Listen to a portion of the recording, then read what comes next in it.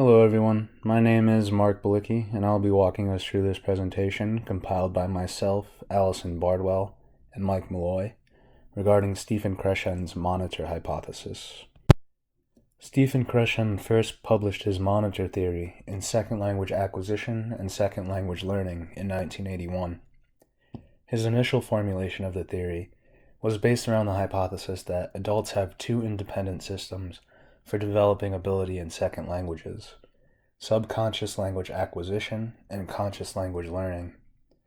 The fundamental claim of monitor theory is that conscious learning is available to the performer only as a monitor.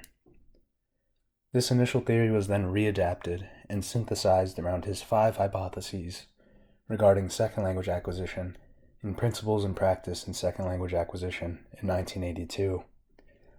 Unlike his original formulation, which was focused more around the adult learner, his second, which is the topic of this presentation, focuses on the relationship between second language teaching practice and what is known about the process of second language acquisition. Crescen's theory of second language acquisition, all hypotheses included, is rooted in both applied linguistics research and ideas and intuitions from experience. Applied linguistics research is often aimed at solving practical, real problems that confront society. This sort of research consists of experiments, an example being one that compares teaching methods. In an experiment, a group of students is taught a language in one way, while another group is taught that same language in a different way. This method of experimentation, along with others included in Principles and Practice in Second Language Acquisition, make up the research literature that examine questions of practical relevance. Insights and observations of experienced language teachers and students of foreign language come together in Crescen's approach to a second language acquisition. This consists of pedagogical techniques and student interaction. Ideas that work, student introspection, and informal observations are all key components in Crescen's hypotheses.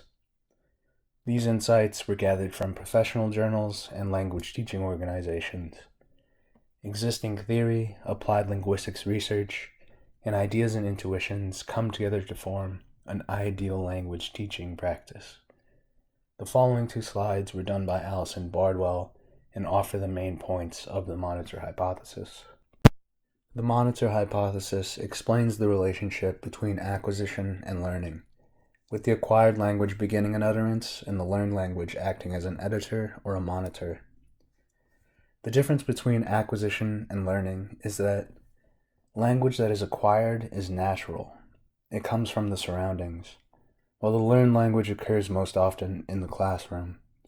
It is learned not through experience, but in textbooks or from other pedagogical devices and strategies. The monitor hypothesis is based around our ability to monitor and correct ourselves after talking or writing, as you will see in a demonstration by Mike Malloy in a few slides. Planning, editing, and correcting, as explained by the monitor hypothesis, can properly occur when 3 specific conditions are met. The first of these 3 conditions is time. A second language learner needs sufficient time to remember the rules and apply them. The second is a focus on form. Second language learners need to be conscious of the way they are communicating and the context of the utterance. The third condition is knowledge of the rules. Without knowing what needs to be corrected, the proper corrections cannot be made. Crescen also recognizes 3 individual variations in monitor use: monitor overusers, monitor underusers, and optimal monitor users. Monitor overusers tend to correct themselves too often, as they may be too focused on grammar rules. Underusers tend to rely too heavily on the acquired language system and do not monitor themselves using the rules and conventions of the language learned. This may be because they simply are resisting the conventions, or if they had not properly learned the rules to begin with. Optimal users use the monitor most effectively, spontaneously considering and making use of the 3 conditions introduced previously, making their output more accurate. The following slides were compiled by Mike Malloy and highlight the critiques of this hypothesis along with a demonstration.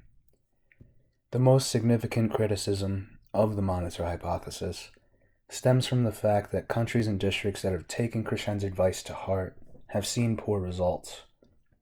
When second or additional language instruction focuses too heavily on opportunities for communication and does not give sufficient attention to grammatical rules and structures, students have shown significant deficiencies in their new language. A classic example of this is Quebec's French language immersion programs. Based on Crescen's advice, French language instruction focused almost entirely on allowing for opportunities to communicate, and virtually no attention was given to grammar or structure. The result was that students were never becoming truly fluent in French. It was observed that after nearly 7 years of French immersion, students avoided difficult constructions. The common pronoun "n" was absent from their speech. Most of their errors involved verbs, prepositions, and gender.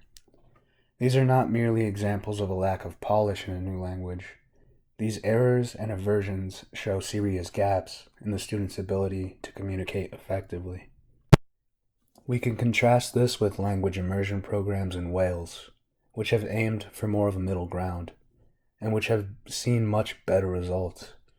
These programs have effectively given attention to both rules and structure and communication opportunities, to the medium and the message. They have acknowledged that opportunities for message-oriented communication are essential, but students will have greater success if they are not the sole focus. The key takeaway is that there must be a dual focus in language instruction on both form and function. The most successful language learners are the ones that can shift their attention back and forth between the rules and the message they are trying to communicate. To help them with this, language instruction must include at least some explicit attention to the learning of grammatical rules while also allowing opportunities for authentic communication and acquisition of language. The following is a demonstration by Mike Malloy, along with some of his thoughts on the hypothesis. I'll try to give us an idea of what the monitor hypothesis looks like in action by responding to this sample prompt. This should give us a sense of the kind of self-corrections a language learner might find themselves making in the classroom. The prompt here: respond in one paragraph. Describe what you did last Saturday. On Saturday morning, and I know I need to capitalize days of the week, after I stopped raining, after it stopped raining, and I think I need a comma here and here to separate the parenthetical information. I bring is irregular. She brought, but it's spelled like that. Brought my dogs to, not that, to the park. And I'll stop there, but this is the kind of monitoring and self-correction that a language learner would be making throughout the whole paragraph. It's much easier for a person to monitor their writing than their speaking. If somebody were applying this level of self-correction to their speaking, it would seriously hurt their overall delivery of the message they're trying to communicate. So that means the monitor hypothesis is much more easily and directly applicable to writing than it is to speaking. Now that you've seen our presentation, we would like you to contemplate the following questions. 1. Why is it easier to apply the monitor for speaking than for writing? And 2. What, if any, part of the presentation was particularly helpful or unclear?